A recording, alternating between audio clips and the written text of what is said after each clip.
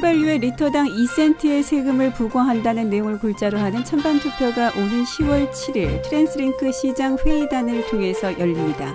만약 이 안이 통과되면 가뜩이나 높은 기름값에 시달리고 있는 자동차 운전자들의 세해 부담이 더욱 커질 수밖에 없습니다. 하지만 트랜스링크는 대중교통 확충을 위해 세금 부과는 피해갈 수 없다는 입장입니다. 트랜스링크는 에버라인 공사를 비롯해 버스 증편 등에 7천만 달러 정도가 필요하다고 밝힌 바 있으며 휘발유에 세금을 부과하는 것만으로는 현실적으로 이 자금을 마련하기 힘들 것으로 보입니다. 따라서 트랜스링크는 재원 확보를 위해 또 다른 방법에 대해서도 고심하고 있는 것으로 알려져 있습니다.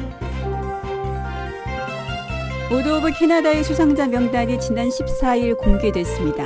총 46명으로 16일 오전 데이비드 존스턴 캐나다 총독으로부터 훈장을 받았습니다. 민간인으로서 받을 수 있는 캐나다 최고의 명예훈장인 오더 오브 캐나다는 1967년부터 매년 2차례에 걸쳐 국가발전과 지역사회, 학술 발전에 이바지한 캐나다 국민의 대상으로 수여하는 훈장으로 올해까지 5천여 명이 선정돼 수상의 영광을 안았습니다. 크리스티 클락 BC 주 수상에 대한 주민 지지율은 캐나다 주 수상 중에 중간 수준이지만 전임자보다는 상당히 높은 것으로 나타났습니다. 앵거스 리드사가 캐나다 각주 주민을 대상으로 주 수상 지지율을 설문한 결과 클락 주 수상의 지지율은 42%로 집계됐습니다. 지지율이 반을 넘지는 못했지만 통합소비세 도입으로 지지율이 한 자릿수까지 추락했던 고든 캠벨 전 BC 주 수상보다는 높은 편입니다.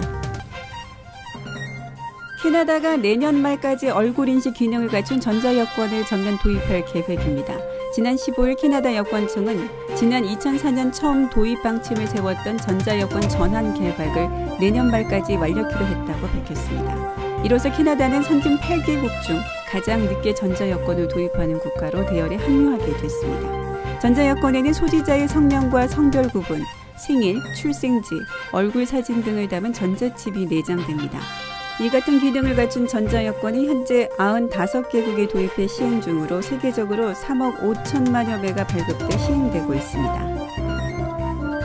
피겨 여왕 김연아가 2010 밴쿠버 동계올림픽에서 금메달을 목에 건 감격의 순간을 담은 초상화가 시판됩니다.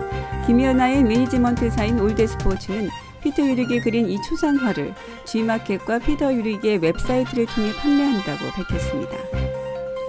김연아의 초상화를 그린 피터 유릭은 캐나다에 거주하는 체코 화가로 연필 스케치와 수채화 기법으로 그림을 그리는 것으로 유명합니다. 김연아는 이번 초상화 판매로 받게 되는 초상권 로열티 전액을 UN 아동기금에 기부할 예정입니다.